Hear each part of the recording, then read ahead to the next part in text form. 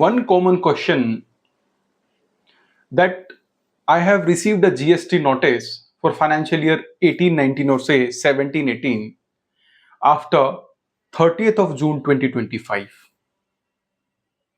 So now the moot question is whether a GST notice under section 74 can now be sent after 30th of June 2025, which was the last date for issuance of a show cause notice for the financial year 18-19 and 17-18 has already passed.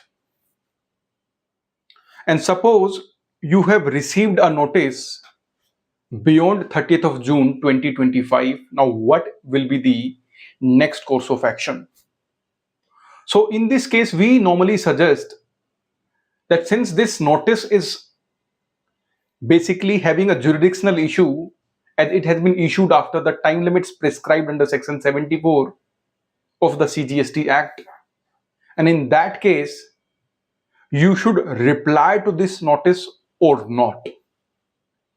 So we suggest that in these kind of cases wherein the due date of any notice has already expired, so you should immediately write to your GST officer who has issued that notice, and you have to register your objections to the issuance of that notice itself. And you have to clearly and humbly say that since this notice has been issued after the time limits prescribed under section 74 of the CGST Act, you are requested to drop the notice as it has a serious jurisdictional issue.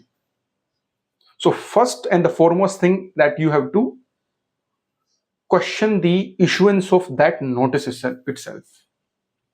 We see in many cases normally the accountants or the chartered accountants, without considering the limitation aspect of any notice, they immediately start replying to that notice on merits. Friends, this is very wrong practice.